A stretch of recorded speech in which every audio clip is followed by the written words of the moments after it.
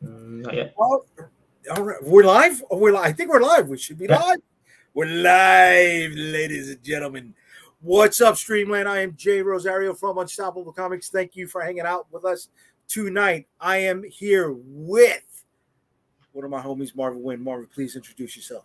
That's Marvin Wynn coming straight out of Comicsburg with the Edge.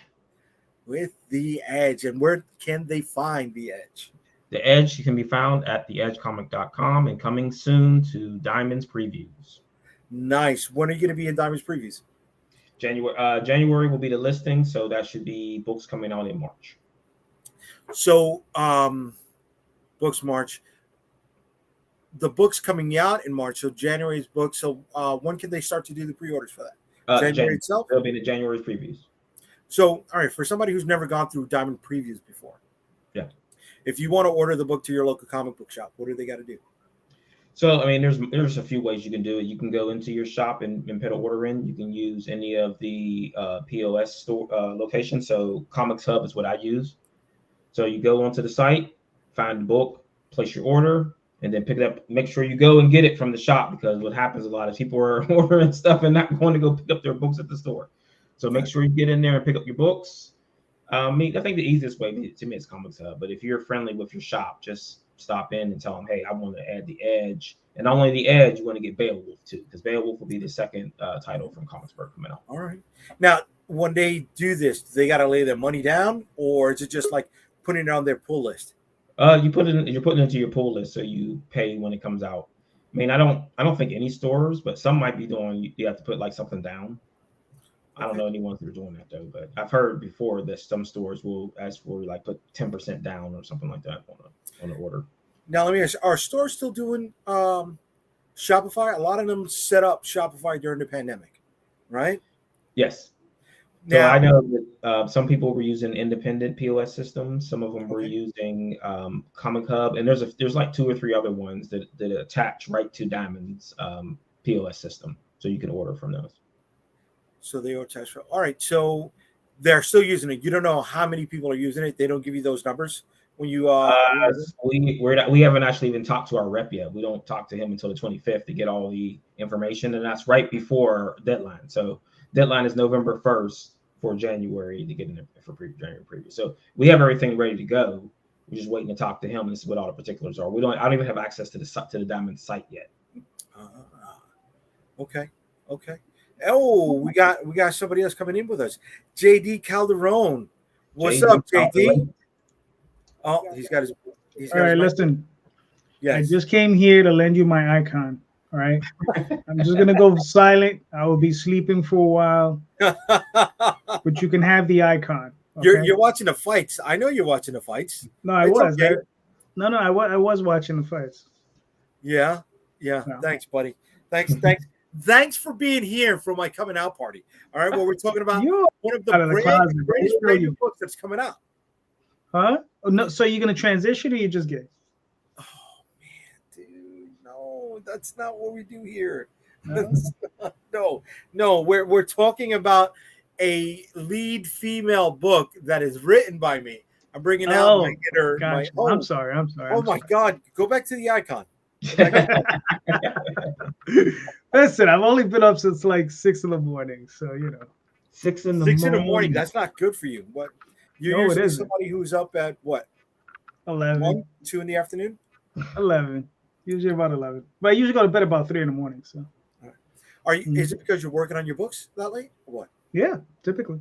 Mm-hmm. Yeah, Marvin, you're up late working on your books, or you're up early working on your books? A little bit of both. So I generally do a little house cleaning in the morning before I start work, and then I do a little bit of house cleaning. I'm one of those guys to get off work and I take a nap. I need a nap before I do anything else. Like it's like shutting down and then restarting to do something else, because I have to like cleanse my spirit for some reason. Okay. I can't do that. I wish I could do that. What you do that, Calderon, or no? You take a nap when you come home, or you go right to work? No, I usually just take the nap at work. So, or on the train. Okay. Yeah. But sometimes it depends. Yeah. Well, I work from home, so like I can just get up and go into the room and take a nap whenever I feel. Well, there you go. Nice. Like I need a 20-minute refresher. Let me go do that right now. Nice. Yeah, I mean, typically that's all it is, like 15 minutes, 20 minutes. Take a quick nap, power nap. Yeah. It's not possible for you, sir? No, I wish it was. Have you ever tried it, or it just doesn't work? I've tried it, but it's like, there's always something going on, dude. Oh. Sometimes you got to shut things down and just put the quiet on. What do you mean there's always something? No, there's not, man. You make it out to be that, but I wish I can say I make it out to be that. Dude, I'm a small business owner. All right. I'm trying to put out Aren't we all? Every day and every moment of the day. So I'm jealous that either one of you gets any time to sleep at all. Mm-hmm. It could be that we work maybe a little bit more efficiently than you do. That's all. Might be a time management thing. I can't deny that. Yes. Yeah, that's why house cleaning. That's why you do house cleaning early in the morning when you get up. So then you don't have to do that later in the day. That's that nap time, like that 30 minutes that I spend doing house cleaning in the morning, checking emails, looking at invoices, doing invoicing, stuff like that. I do in the morning. So then later on I can do my nap. There you go. But once again, I am jealous at the people who've got this whole, self-publishing gig a hell of a lot more efficient than I got mine running. I just think you bitch a lot. That's all. You have all these resources now through Google with scheduling and things like that, and the alarm systems that go off and tell you. You can tell Alexa, I'm doing this from this to this, and Alexa will say, "Hey, aren't you supposed to be doing this right now?" or something like that, right? You gotta use your tools. Use those tools. Yeah, I don't know how half of those tools fucking work, dude. They made one called Alexa. You just talk to it. Yeah, you just say, "Yeah, hey, do this." I'm here right now. Okay, and I'm looking at a screen, but it's not the screen of you guys. I'm looking at the screen of things that I forgot to do to get ready for tonight. All right, so that's what I got going on right now, buddy. Okay, that's what I got going on. Well, at least you made a schedule of things you wanted to do, right? Yeah, I mean, so let me ask you guys a question. Mm-hmm. What are we doing here, sir? What are we doing here? Well, we're here to talk about some comic books. We're here to give the rest of the populace at large how three guys who are efficient-minded. I thought that was just two guys here. Can I play up the part? Let me act as if I'm as good as you. All right. Go ahead. No. We never said you weren't as good as us. We never said you weren't as good as us. We just said you're not as efficient. That's all. Yeah. I didn't say I was not as good as you. I said that's what you just said. You just said that. I said in efficiency. I'm not talking about in everything else. In everyday life. God, I'm the gift that keeps on giving, baby. Right. I think it comes with if you can do project management is how easy, or not say how easy, how box check you can do. Because I have to make checklists for everything because my brain doesn't remember a lot of stuff anymore. Okay. So we'll see. That multitasking is one of those things. I don't want to have to do three things at one time. Okay. Because that I'm not giving my attention to one thing, and then those other two things are going to suffer for trying to multitask. It's something that as a business person you should never be doing. This multitasking. It's something you should never do ever. So you're not a set it and forget it guy. No, I'm a set it and check it. Yeah, but I think it depends on what you're doing. Like, okay, if I'm lettering, that's the only thing I can do. If I'm writing, that's all I can do while I'm doing that. If I'm editing, that's all I can do. Mm-hmm. But maybe if I'm like what Daphne's doing, like bagging and boarding and doing all that stuff, I could probably maybe stuff in something else, But it is sometimes hard. You have to literally block out that time for whatever it is you're going to do, because and focus on it and just try to hammer it. I've gotten to a point where I normally listen to music. Okay. Right. I've gotten to a point I got to turn it off just to focus. Right. Just to not hear the lyrics. I got to get this done. So the white noise doesn't help you. And I mean the white noise as in something you've watched or heard a million times or so in your life, Well, where it's just there to put you at a certain state of mind so you can, I guess, reset and refocus? right. It depends on the type of music. Like I've been listening to 80s music as the stuff, I grew up on, right? So that you sit there, you start singing along with it, you start bobbing your head, and then 10 seconds later you're like doing this shit and you're not doing what you're supposed to be doing. Okay. Okay. Yeah. Marty, But if you do the white noise stuff or no? Yeah, sometimes. Like right now, I've got TV on in the background. I think Poltergeist is on, and I'm not really paying attention to it. But it's only key scenes in the movie that I remember. Like I heard their hair and all the other stuff that's going on in the background. But I'm not focused on it. Like I'm focused on this. Like when I say multitasking, I mean that I'm not going to write and watch something at the same time, or I'm not going to do invoicing and something else at the same time because you're going to miss something. You're missing numbers. It's like I said, it's like doing project management. It's a checklist. Did I do this? Did I do this? Did I do this? Did I do this? And if I'm trying to do 1 and 4 at the same time, I'm missing something. It's going to happen. And I'm going to not be able to do my best on that one thing and try to split my time between 2 different things. It just doesn't work. Okay. Well, at one time I was able to play 4 tables of poker and write at the same time, or I would play 4 tables of poker and watch TV. But I was able to play 4 tables of poker and whip ass and write at the same time. Right. Okay. Well, at one time, like when we were younger, we could do those things. Our brains don't work like that anymore. My brain doesn't work like that anymore. Yeah, this was maybe 10 years ago. Yeah. Yeah, I haven't played poker. Since the U.S. government stole my money, I have not played poker since. Oh, we got to go get that back, dude. Yeah, they're never giving it back. We got to do a heist. I think I do multitask. So when I'm scripting, I spend about 90% of the time scripting, looking out the window, trying to figure out what I'm going to script. But that's different though. That's you thinking. Yeah. Yeah. That's 90% of writing is thinking. Mm-hmm. And then 10% is the physical with your hands. Right. Multitasking, you're writing a script while you're watching a new episode of a TV show that you haven't seen before. And cooking dinner at the same time. And cooking dinner. Yes. Well, burning dinner. Dinner's burning. I'm just gonna tell you right now. Right. Those 2 things are going to take out all my mind. I'm like, was I in the kitchen before? Because I do this all the time. Like I will be making something in the kitchen. I'll turn on the oven, walk away, and I'm like, why don't I smell anything cooking? I come back, this thing is still sitting on the stove because I put it in the oven because I'm multitasking in my head, trying to get back to something I was doing in the other room. Mm-hmm. Well, see, when we apply things like that, I am good because I worked in a restaurant in New York City where you had to do 4 or 5 things at the same time.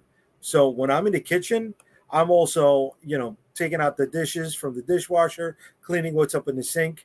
But those are mechanical things. Those are, but see, that is still multitasking. But you don't have to think about it. It gets to a point where you go into a rhythm. You do go into rhythm, yes. Right, because I worked at Kinko's. Scheisse. I'm showing my age. But I worked at Kinko's. It was the same thing. Huh? What's a Kinko? Kinko's FedEx office. They still have those? Yes, they still have those. Yeah, they're in the FedEx. And well, now it's FedEx office. It used to be Kinko's. FedEx purchased them. Okay. So there you go. Yes, I paid for an entire book playing poker. Nice. Except for that the heist money we had to get back. That what? Oh yeah. Well, listen, if I could get it back, I could probably pay for another book. Yeah, you got to run a multinational scheme to get the money back. Probably. Jesus. Wait, so you can't get the money back selling comic books? What are you talking about? No. What happened was, all right. They were playing, when I was playing poker, it wasn't exactly legal, right? They were skirting some kind of laws. They were outside, the websites were outside the country and all this other jazz. But it's funny because when I cashed out some of my dough, I remember getting a check in the mail and it was the most nondescript envelope and check I've ever seen. Okay.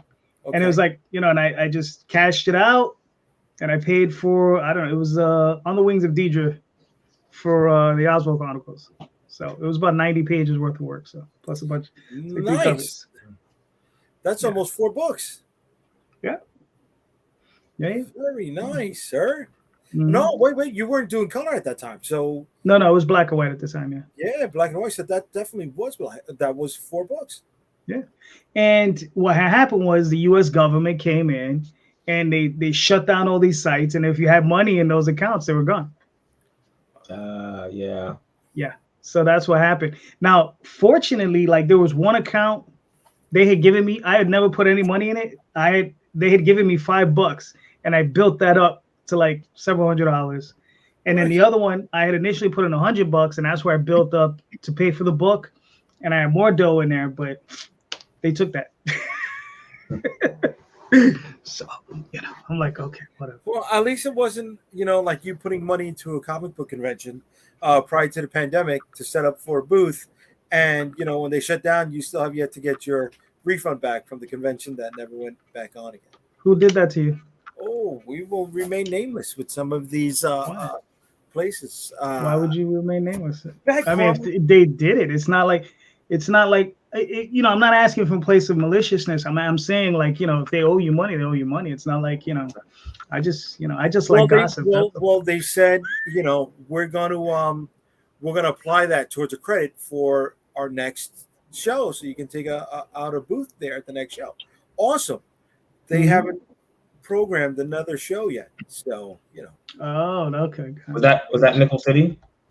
Not gonna say anything. Oh, sorry. I forgot. Some people live in fear. I'm sorry. No, you know what? It's not fear. It's not fear at all. It's karma. I grew up Catholic. So you shouldn't believe in karma. You know what I mean? That's the thing. I shouldn't. It's like, I got to be careful because my wife is also watching this, so I got to be careful what I say. That should have. But I did all my sacraments and stuff, and it wasn't like I was somebody at church every weekend. But when it comes to karma, balancing the scales, yin and yang, I do believe in that. So I'm not going to shit on anybody else. I wasn't asking for you to shit on anybody. Public. So let me rephrase that. I don't want to come back. It looks like the Nickel City is on schedule for next year. Are you going to that show? Maybe. Anyway, here, I'll put it to you. Here, how's this sound? Hopefully, they'll give you your credit. They'll schedule a show. You go over there. Hopefully, you make tons of cash. There you go. Hopefully. But it's funny. New York Comic Con just ended, right? It was last weekend. Mm-hmm. Right. Excuse me. And it's already time to start planning how we treat New York Comic Con next year. But right? Calderon and I had a conversation about this early in the week, and it comes from me listening to an interview with the former founder of Funko, who's now their chief entertainment officer, right? And he said that he would rather treat people who come to the Funko booth at their big conventions as if they are going to see and experience an attraction, rather than having things at a table that anybody can buy. So we had this back and forth, Marvin, where the question was, do you think as a small publisher, you should give your customers an experience, or do you think it is just, hey, thank you for supporting us, see you when the next book comes out? When you say experience, you think you're saying putting on like some kind of show? It could be that, right? How do you scale something like that down for us? Most of the time, we're getting a 10x10 or 6x8, so there's not much that we can do there. But how do you brand your company, your IP, your product, and make sure that your customer not comes away with just spending money on your books, but also saying, wow, I had a great time going to your booth. Right. I can't wait to come back to see you again, and I'm going to bring people with you. How do you give them an experience? Right. I mean, I think that goes a long way. So hopefully, what's the next show you're going to be at? I haven't booked anything for the year yet. Okay. For next year. I mean, I'm looking at Dallas. So I'm looking at C2. Okay. So generally, there's a friend of mine. His name is Humble. He does a book called Tulane. It's a book about a superhero, a tiger superhero. Looks that is about positivity, not bullying, etc., etc. He goes to multiple shows a month. Like if there's something going on, he's there. And he does not only does he do cons, he goes to schools and does the anti-bullying thing at schools. So he has video at his booth of him at these events.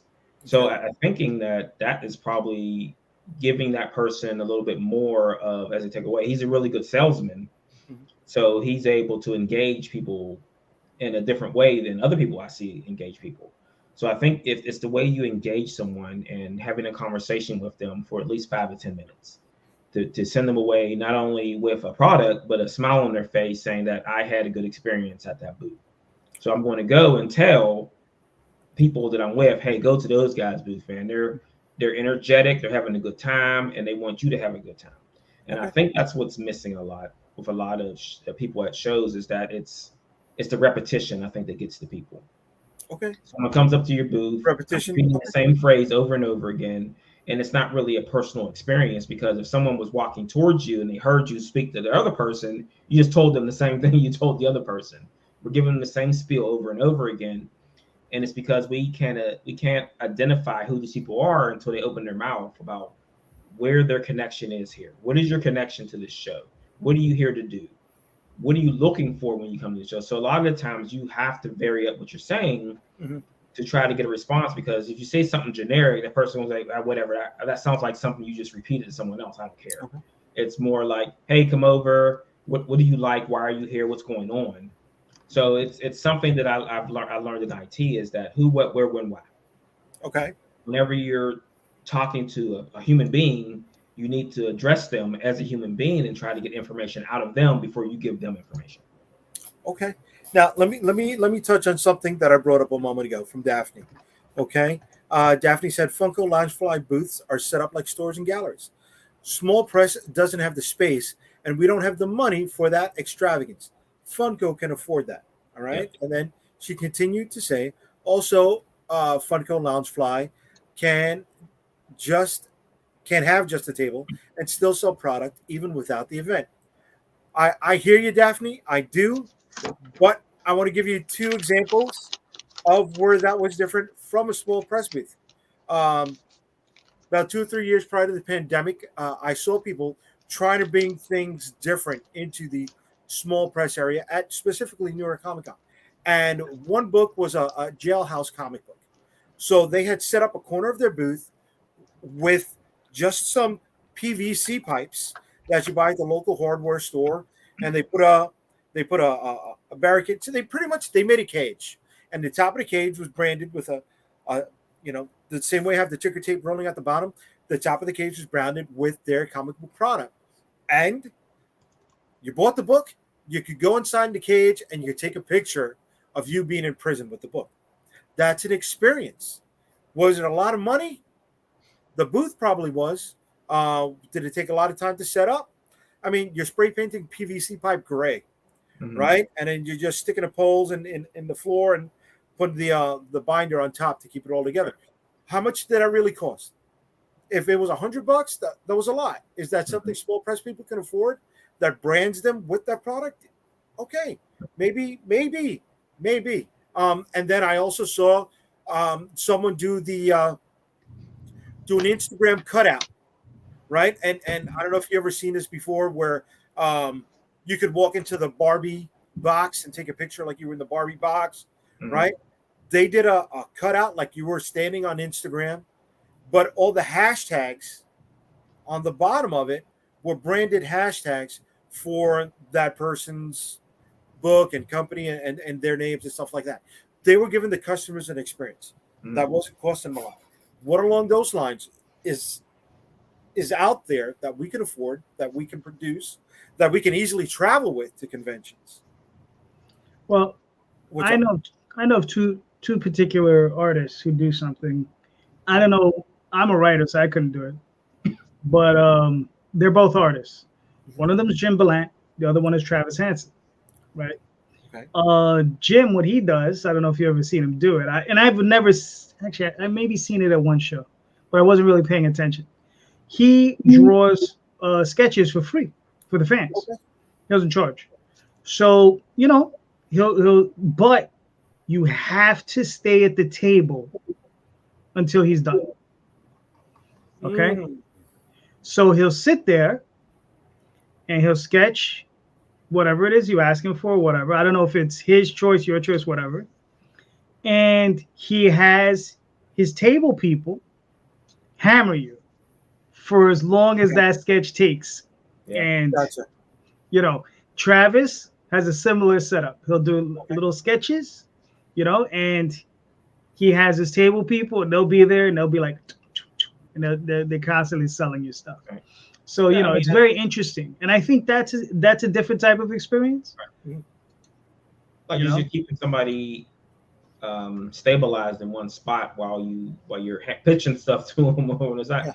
So right. So that's similar to what Humble does with Tulane. Like you're kind of bringing someone into your world, because he has the whole entire booth set. He's got a character there. Sometimes he's got or a mannequin. And he's got the video screens on both sides of his booth, and his booth is built up so it's viewable from across the floor too. So, like my other buddy, Ted Sakura, he does Tampa House Killer. His booth goes up to the ceiling sometimes, where you can see it from everywhere. So maybe that's the eye catcher thing, is that if someone is across the floor and can see something that's there, like, oh, what's that? Let me go check and see what that is. Right. So I mean, there's some conventions don't let you build past 10 feet, right? Well, whether it's insurance regulations or you didn't have a big enough booth for you to pay for that section, right? That happens. With what Calderon was saying, we do something similar. So you see the banners that are behind me, right? Those are set up at the booth, and what we would have is one of the people at the booth would grab somebody who's a cosplayer that wants to get their picture taken. We ask them to stand in front of one of these banners. And as one of my team members is fumbling to set up the shot, it gives the crowd enough time to form and take pictures. So now we have our brand, our logo being photographed on so many different people's Instagram profiles or Facebook profiles. But we are also not hammering, but peppering the crowd that's coming around and starting to take these pictures, right? We're talking louder. We're showing stuff off in key positions and things like that. But again, it's not, in my opinion, an experience, right? We're just doing different things to grab the customers. Right. Let's look at. Hold on, Daphne came back here a second. It's not just table people. Oh, okay, there you go. Jim Ballant has scantily clad goth girls chatting it up with, until that free sketch turns into $150 purchase. Well, and that works also too, because when we travel to shows, we generally bring one of the actresses from the shows with us. That's awesome. From the Ehrenberg show.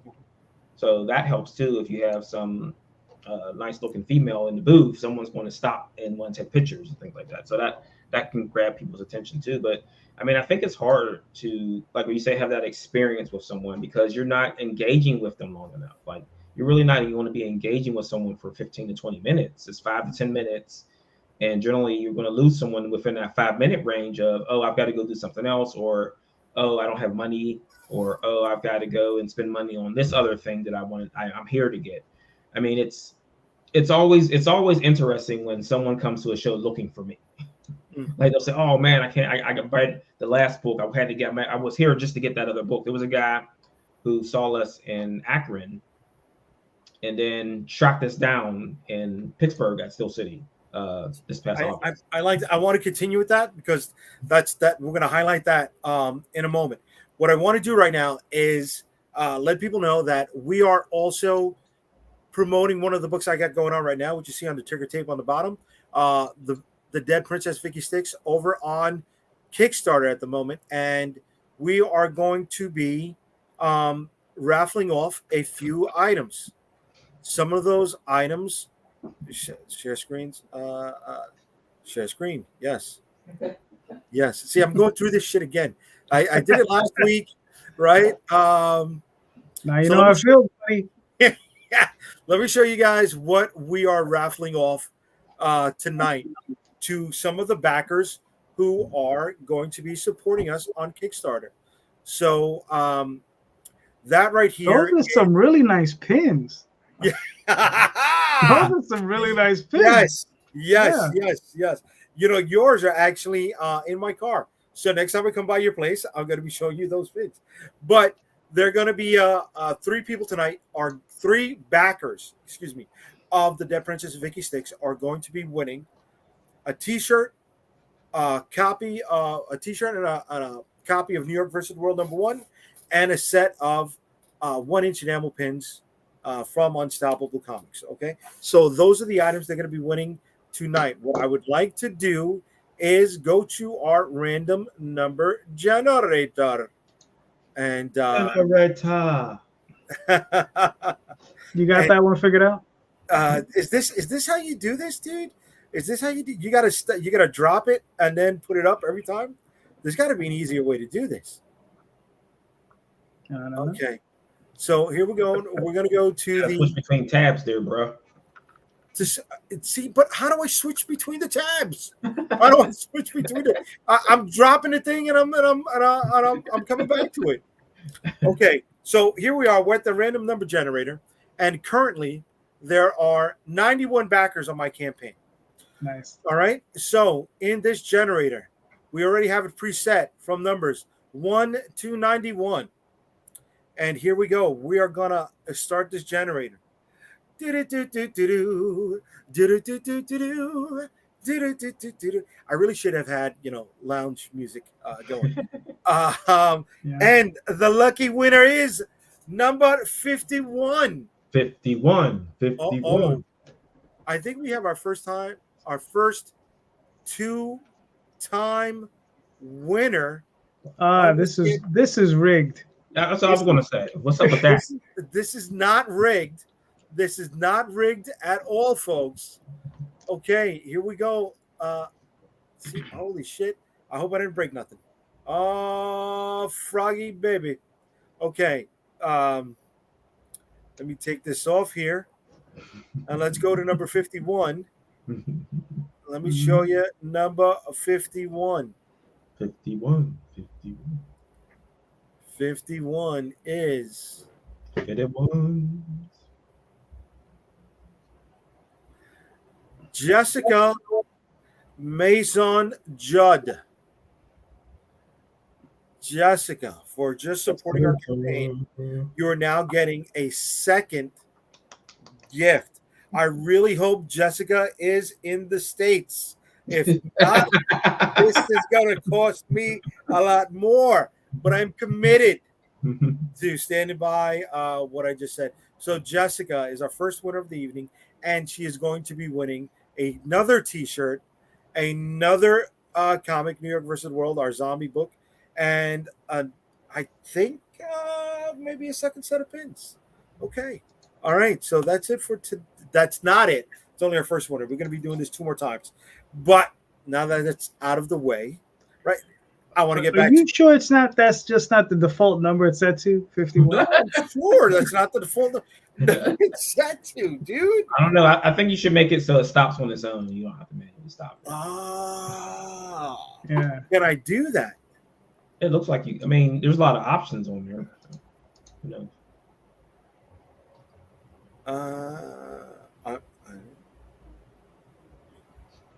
No, I can't. But it's all right. It's there. Listen, it's there. We got a lucky person. I got another lucky winner. Okay, got another lucky backer. She doesn't got to spend any extra money. Was that 51? On shipping? She doesn't have to spend money to buy extra shit. She's just getting this stuff for backing the campaign, The Dead Princess Vicky Styx #1 on Kickstarter. Thank you, Jessica. There's going to be 2 more before the show ends. So people, please keep on hanging out with us. But before we cut everything off, Marvin, you were saying. Oh, so I mean, I think that one of the things that you're looking for is someone tracking you at a show. Like they got their book at one show, and then they're trying to go to the other show just to come and see you and get your book. I think that changes a lot for a creator. Is that someone is actually looking out for you to try to find you and get your stuff. And I mean, it's just happened a few times where someone says that, "Hey, I'm here to get your stuff, man. I don't care about the rest of the stuff around here." So, I mean, it goes a long way to pumping up your ego a little bit to say, oh, yeah, so people are watching what I'm doing. What about you, Calderon? You find people come find you or no? Well, when I was doing San Diego, we had a clutch of people every year would run in and they would be like, oh, what's new for Oswald or Tall Tales? And they would just run up and snatch those things up. And I think it got up to like 30 or 40 people. Nice. You know, because Daphne and I, we did this show for about 7 to 8 years running. San Diego. Right. San Diego Comic-Con, yeah. When it was still affordable? Was it ever? I don't know. I mean, or the media took over, right? Yeah, I mean, no, I mean, this was, it was still hectic and crazy. I mean, I remember, here's the craziest thing. Mm-hmm. You walk into the center of San Diego Comic-Con, right? And you walk out to the center of the aisle and you look to the left and you see the banners on the ceiling. And you look to the left and you see it goes all the way down to the horizon line. Okay. And then you turn to your right, and it's the same thing on the other side. You just see all the banners go down to the horizon line. It would take a good 40 minutes or 45 minutes to walk from one end of the room to the other without anybody being in your way. If you had to go through a crowd, forget about it. It'd take you an hour and a half. Yeah. You know, so. But they went through all of that and still found you. Yeah, of course. I had it there. Pittsburgh Comic-Con, I had a number of people. I had one guy, his son had problems reading, but he would buy my books and his son loved reading them. And he would just read them just all, over and over again. And at the times, they weren't even comic books, they were prose. So. Okay. Mm-hmm. Now, my question to both of you is, do you think that is because of a dedicated fan base, or is that something that you need to actively pursue to make sure they come to find you? Marvin, if you want to answer first, feel free. Go ahead. I think that's a two-pronged thing. So I think that when you're building a mailing list, that helps. So they know generally if you're keeping up with your communication on your mailing list, people know where you're going to be. It also helps that a lot of these shows that I'm talking about are like satellites sometimes, because we see a lot of the same people at a lot of these shows because they're within striking distance from Pittsburgh. So we're talking West Virginia, we're talking Akron, we're talking Altoona. Those all are things in striking distance, still city. So all these people are all coming to these same shows. So they're generally always looking out to see if you have anything new. Like, if there's anything new, you guys got anything? You guys see anything new? It's like, yeah, we just saw you 2 months ago, man. I don't think we had anything new within the next 2 months. Mm-hmm. But like, then that's an opportunity to sign them up for the mailing list and say, hey, sign up for the mailing list, and you'll know where we're going to be at next, thing like that. Mm-hmm. This is why, like, we're stretching out a little bit. We're going to do Baltimore, and it looks like that we're not going to get to do MegaCon next year, so we're going to switch back to C2E2. So Chicago is in the place that we've hit. Baltimore is in the place that we hit, so that's going to pick up new customers, which is going to help rebuild that mailing list, and then hopefully they'll say, hey, Pittsburgh's just within striking distance from where I'm at, so let me go up there and see what's going on with those shows. Okay. What about you, JD? Well, this was before mailing list, so they knew us and they knew we were coming, and they just wanted the stuff. So we didn't have mailing lists. I had no way of reaching out to them. This was just a year or two before, like, Facebook and Twitter and all that stuff started taking off. Well, you could have done physical mail, right? Yeah, we would take the names down, yeah. But I never sent out any newsletters to anybody else at that time. Now we do it all the time, but back then, no way. But yeah, we just had them. They would just run up to us and like, "Give me your stuff," and I was like, "All right, give me money." Like So, a stick up, like give me your stuff. Okay, okay, you got it. I had a couple of fans that were like that. Sure, they're like, I don't know. you know, So here's a question. A quick question. When you go to shows, do you promote other shows at those that you're going to be at your next show? You're saying that person, hey, this is where I'm going to be at next, or are you promoting like your comic shop saying, hey, if you don't buy the book here, you can get it at this store, this store, this store, this store, this store. Do you do that? no, Okay. No. No, you don't. never. No. Yes, to Well, both. also, you got to remember we haven't. I haven't done a steady stream of shows in about 4 years, maybe 5. Maybe going on 5. Mm-hmm. So it's just been, we had the COVID lockdown that lasted a couple of years, but even before then, maybe a year and a half before then, I stopped doing shows. So Okay. I'm just doing Kickstarter, and that's pretty much it. Shit. Watch your feet as I drop this cheap plug. I'm going to be doing a Q&A comic book session at Oktoberfest in Manhattan on 151st Street in Riverside next Sunday at 3 o'clock, baby. If you are in Manhattan, come on through, hang out with me, experience Oktoberfest, right? Pick up food, drink, whatever, and maybe a couple of free comic books. But then, I'm going to be there live talking about comic books, publishing, self-publishing, and how to keep your self-esteem up as you go through the peaks and valleys of self-publishing. Next week, Sunday, 151st and Riverside Drive, Oktoberfest in Manhattan. Right? But so you trying to? Is this some kind of weird way of telling me you're not going to be on my show next weekend? No, I'll be there. I'm only there from 3 to 6. Oh, okay, gotcha. Is that sponsored by any comic shops, or who's that? Who's the sponsor? That is not sponsored by any comic shops. That's sponsored by the promoter David Chargani, who's throwing together a whole Oktoberfest over there at Riverside Park on 151st and Riverside Drive in Manhattan, ladies and gentlemen. Yes. Bring the kids. Pull up Daphne's comment. Let's see. Okay. Let's see. You guys are really assuming Jose stays behind the table long enough. He talks to people. Look, I'm a roamer, man. I'm a roamer. I walk around the show.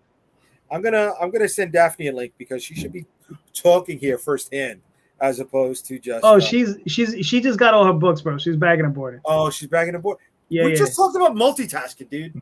We just talked about multitasking. No, but they're in separate sections of the house. Yeah, Maria, please. All right, but listen.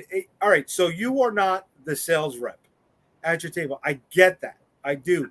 I go to the convention with the team, and this is one of the members of the team. Okay, my boy David Perdomo. He has gone with us to Chicago. He has done the drive. He still to this day hasn't taken a picture in front of the Michael Jordan statue, but that's okay because one day he will eventually do it when he comes with us. Yes, the drive from New York to Chicago, it's 12 hours through the Ohio State Turnpike, which is boring like a son of a bitch.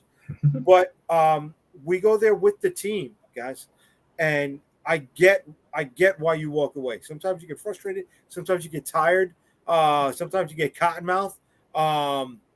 Sometimes you're hungry and cranky, and you just the hanger pains is getting you.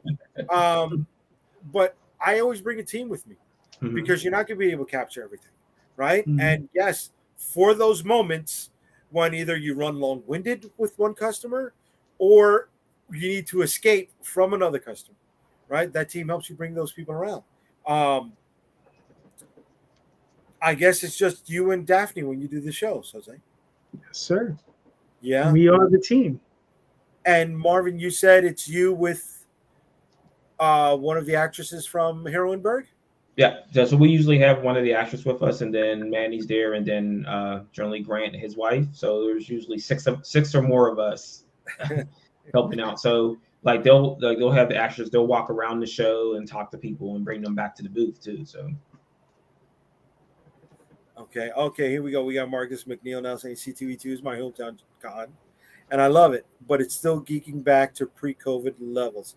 I guess maybe eking back, right? But geeking back works. Yeah, it is, but it's still. I think it hit 60,000 or 50,000 people last year. C2E2. And let's rock and roll, man. Repop puts on a pretty good show. I like Chicago. Whenever I'm there, I got to stop at Portillo's. Shout out to Brian Kong, my homeboy, who is always going to Portillo's. Reminds me when I don't hit C2E2 that he's missing my presence and all the hot dogs and sausages we eat when we're over there. I'm pretty sure that I'm going to do C2E2 this year, and I think this is going to be a fly situation. I don't think this is going to be a drive one. Okay, I wanted to ask you that. Yeah. Do you guys only do shows that you can drive to, or do you fly to? So we've gone 8 hours out. So we Terrificon is 8 hours out, Connecticut. Okay. Oh no, I take that back. We went to Boston, which I think is 9 hours. Yeah, we went to Northeast Con, so that's 9 hours. Okay. I would prefer to rein it back in a little bit, 6 hours limit for driving. It's hectic to me. Like going across the country in the cars is hectic for everyone involved, and it feels like that once we get there, one or both of the drivers are burned. So it's kind of like one of the drivers are burnt. Now you see, we had Perdomo here saying he's definitely driving next time because he knows how easy that 12-hour drive is. And then before I could get it up, he said he's flying, not driving. Yeah. Well, that's what it is. Like you're burned, and you're in an unfamiliar city. You're in an unfamiliar bed, unfamiliar location. It's hard to sleep. Not sleep, but just to wind down is what I'll use. It's hard to wind down and then get up and do it 3-4 days in a row. Yeah. So going to the location, coming back from the location, just doing it over and over again. It's just like con crud is a thing. Yes. And now you're con crud on the road with the road crud, I'll say. And it's too much to me. I think that if you're going more than 6 hours, you just get on a plane and just fly, because you're going to pretty much spend the same amount of money with gas than you will for most flights. Okay. Depends on the car you have. Yeah. The car you have. What do you do? Well, when we had a vehicle available to us, we had a hybrid, and we would drive on one tank of gas from New York to Boston, to back into then an hour into New Hampshire, where my sister lived. We would crash at her place, back and forth, and then back to New York on one tank of gas. Mm-hmm. And it was only a 10-gallon tank. So okay. So it just depends. Well, gas was like $1.50 then, right? No, but then he said he's got the hybrid. So he's yeah. That's if you got electric. So he's in the definitely 2000s. But look, I've driven 18 hours out to MegaCon, right? I've driven 12 hours out with my man Perdomo to C2E2, right? I've driven to Boston. I've driven to Philly. I've driven to up and down. We've done shows up and down the East Coast, right? We loaded up. Let me ask you this. All right, because I don't drive. Daphne drives. We know we used to have a car because someone was living with us and they had a car, so we were just borrowing, go all over the place. But there you go. Wicked Comic Con in Boston. I have flown to shows. I have been driven to shows. Right, but we've also jumped on trains to get to shows. We've jumped on buses to go to shows. We've we've any which way we could, we've gone to shows. My issue is that I'm tired. I don't want to do that anymore. Yeah. Okay. We're looking to do Mocha. But that's New York.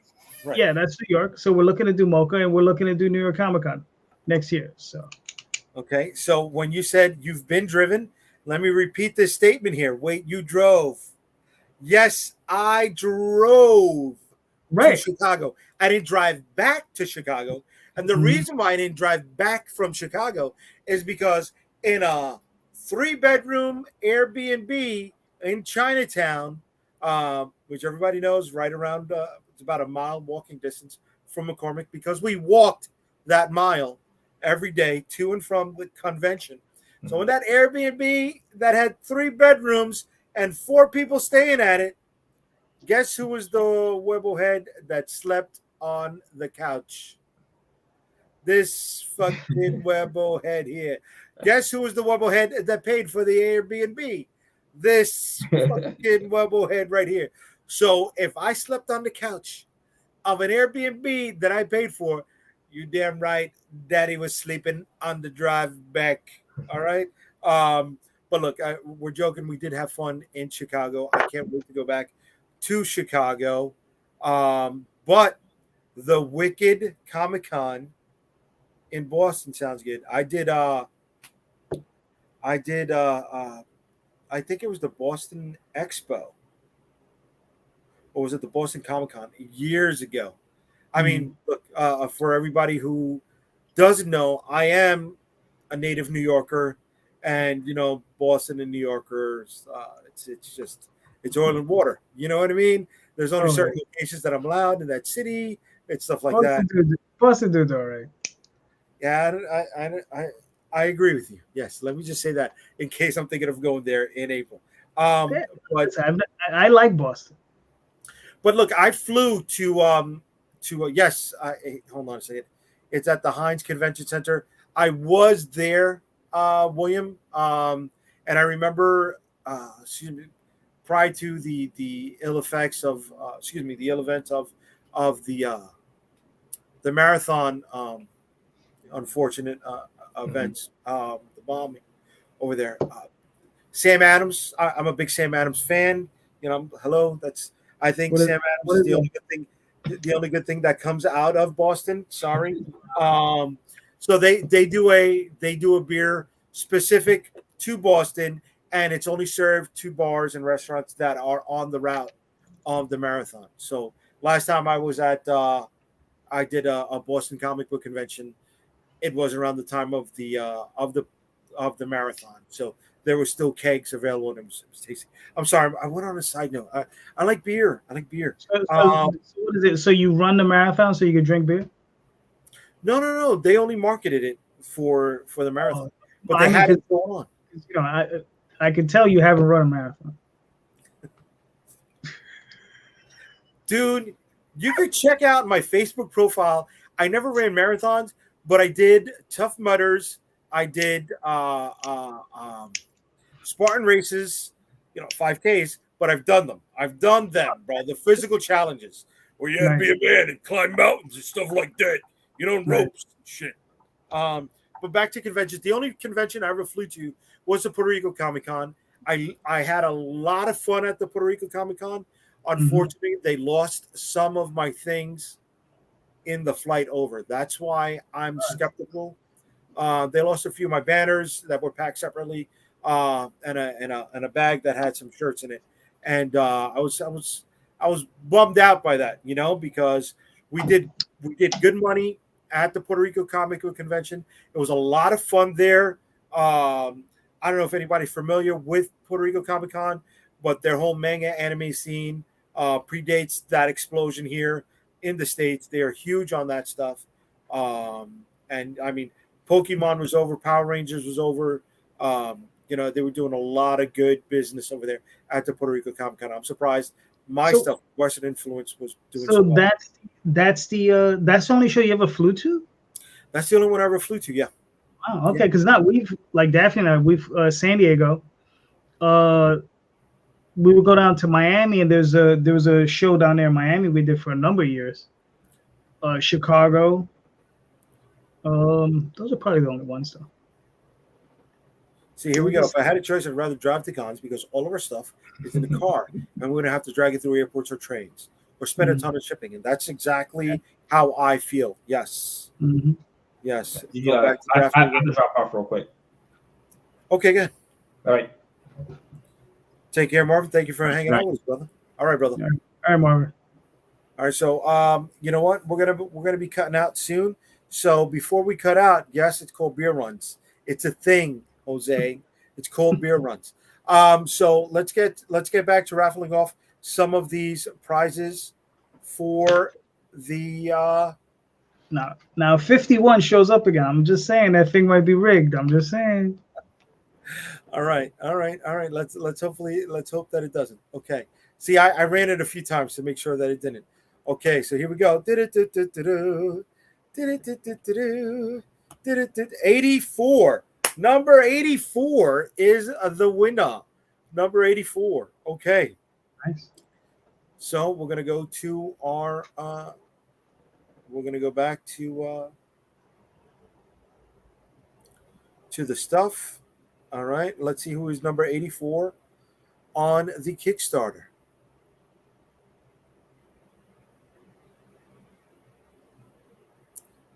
It's got to be an easier way to do this. I'm telling you, it's got to be an easier way. Number 84, David Jimenez. David Jimenez. You just won a T-shirt, a copy of New York versus the World #1, and a couple of pins just for backing us on the Dead Princess Vicky Styx here in Kickstarter. All right, you don't got to spend any extra money. You don't have to put down a dime for extra shipping or put down another dime to buy this stuff, man. You're getting this stuff tossed in to your rewards when it ships out after the campaign is over, if we are funded. All right, and we are close to funding. We are at we're about $700 away from funding on this book. All right. Oh yes, it's called Beer Runs. Okay. All right.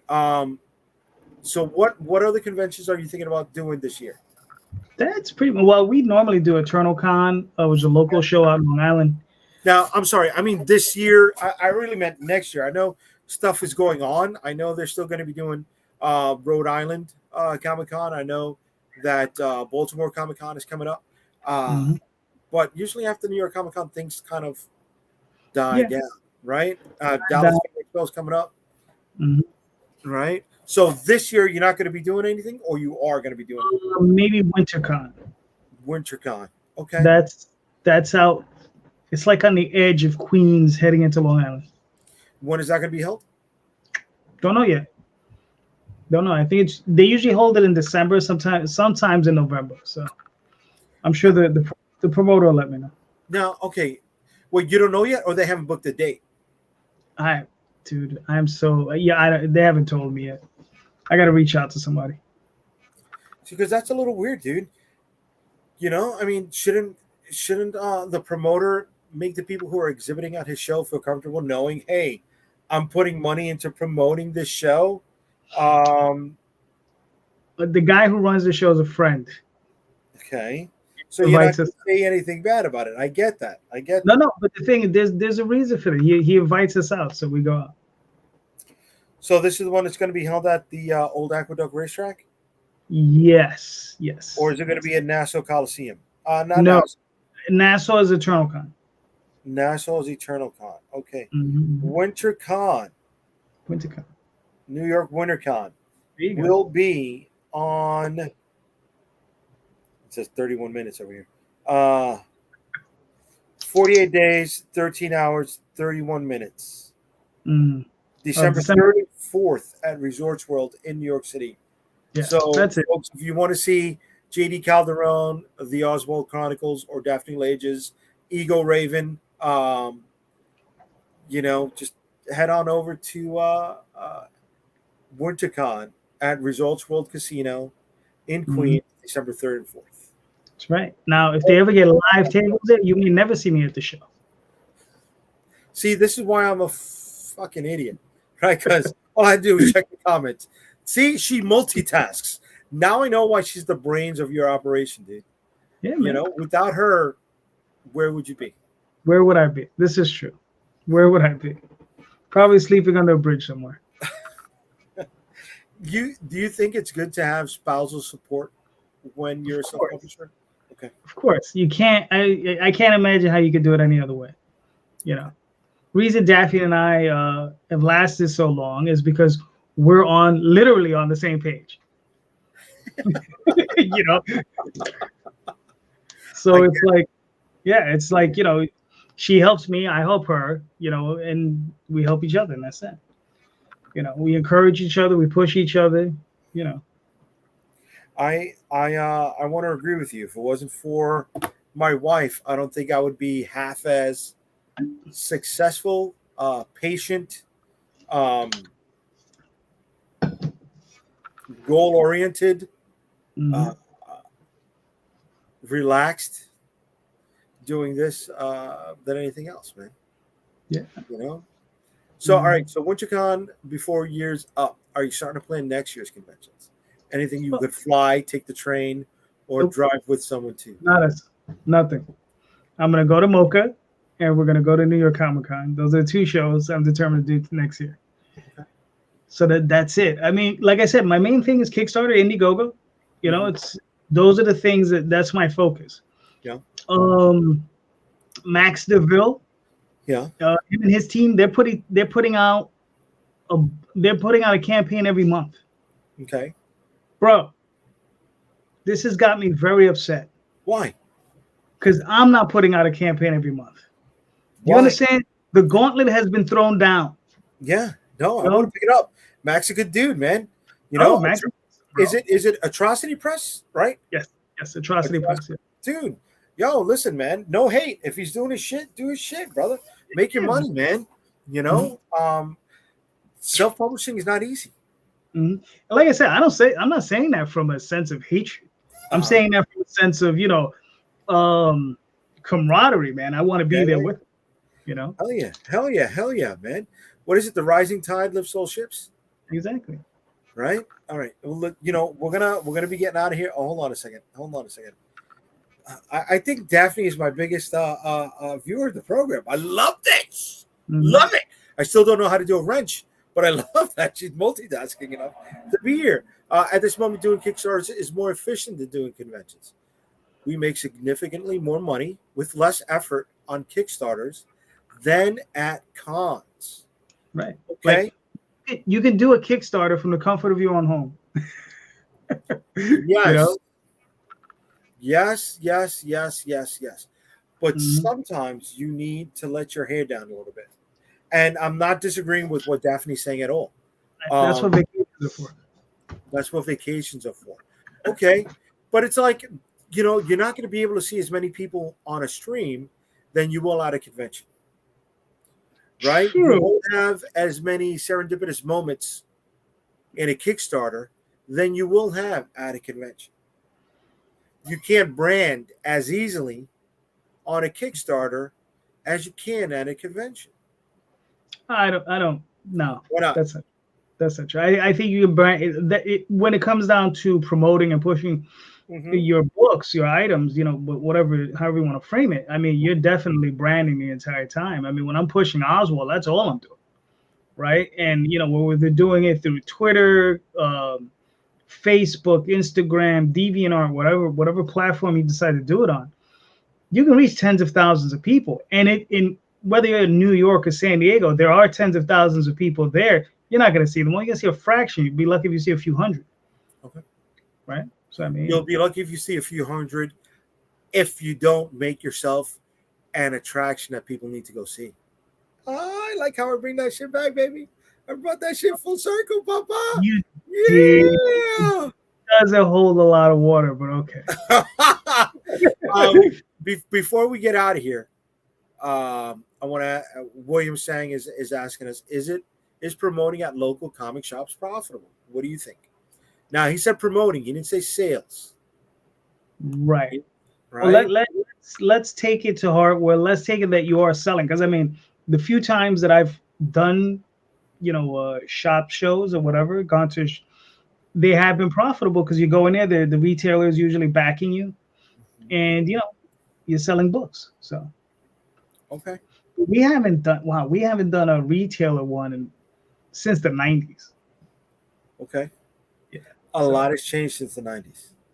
Yes. There's less stores. Right. A lot less stores, yes. Right. But it Oh no, that's not true. We were in a basement. That was the last one. Okay. We were in a basement. Yes. Okay. I don't know if I can't answer that question because I'm only in a handful of shops. Right. And other than Free Comic Book Day, where a local shop allows independent artists and whatnot to come out there and set up a table outside of their shop. I don't really do much promoting, right? And even that is something that I handle the same way I handle a convention. You go with a small team, I turn into the carnival barker, and I try to sell the product, and I try to get people to sign up for the newsletter. Is it a lot more cost effective to do something like that for Free Comic Book Day, or if you're an artist doing signing or sketch covers? Yeah, hell yeah.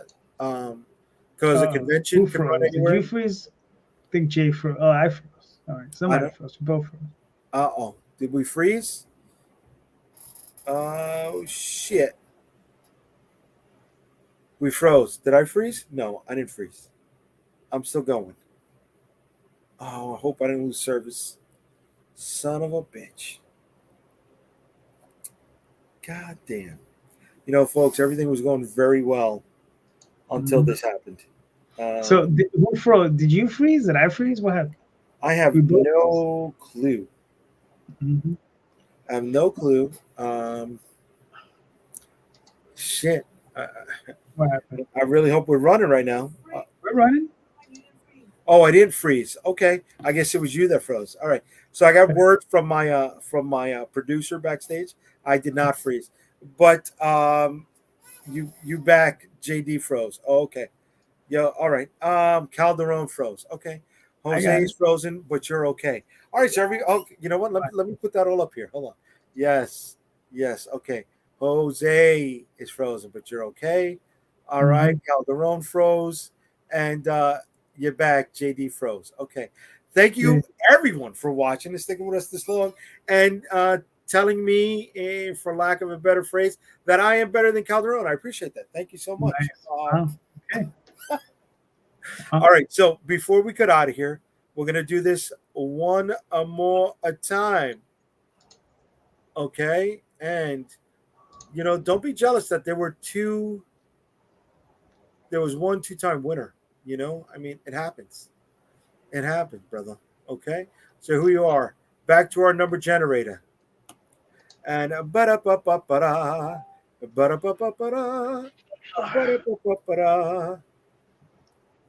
number 5. Number 5, folks. All right, so here we go. We're gonna get out of here. Oh, let me close that up. It's harder doing this from a touchpad than it is also from a mouse. Jesus Christ. Can't you get a mouse for your little touchpad screen there? Yes, but this is a brand new laptop. It takes the USB-C, so I got to find a mouse that has that or a convert, whatever. So he's got a cordless one? Yeah, I could get that. All right, so number 5. Look at number 5. We're going to bring this all down. We got to get to the next page. Lucky number 5 is Gilbert Rodriguez. Gilbert, What's up, my brother? You have just won a T-shirt, a copy of New York versus the World #1, and an enamel pin set, brother. You don't got to spend any extra money. You don't have to worry about putting any extra dough for shipping. My man, this is going to be added to your rewards if we are funded. And hopefully we are funded. We're almost there. The Dead Princess Vicky Styx is where do we stand today on this baby? Where you at? So let's see. This number, we are at $2,732 out of a $3,500 goal. So we're almost there with 18 days to go. We got some time left, and we're gonna I hope we're gonna hit this. I really do. I really do. You're gonna hit. But yeah. So thank you everybody who has been supporting the Dead Princess Vicky Styx #1 on Kickstarter. Before we get out of here, JD, where can they find you and your stuff?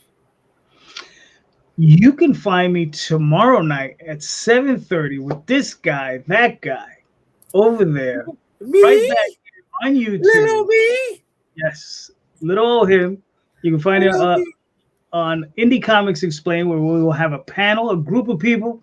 They'll be hanging out with us, and we'll be having a fun time talking to them about indie comics. You can also find me on Facebook, Instagram, Twitter, and DeviantArt, all under JD Calderon. You can also find me at theoswaldchronicles.com and talltalesonline.com. Nice. All right. Nice. All right. And folks, you can find me here if you're watching us on YouTube, Jay the Unstoppable. Please like, share, subscribe, let everybody know about us. If you're watching us on Twitter, for those of us who don't know, our Twitter handle is UnstoppableCOM, because they only allow you 15 characters in your name. Mm-hmm. If you are not following us on Facebook, it is Unstoppable Comics on Facebook. And then, of course, promoting the Dead Princess, Vicky Styx, #1 on Kickstarter. Catch us there. Help us support the book if you are in a position to do so, or share with anyone else that you know is into comic books. All right. Thank you, everybody, for hanging out with us, and we'll catch you soon. Later. Have a good night, guys.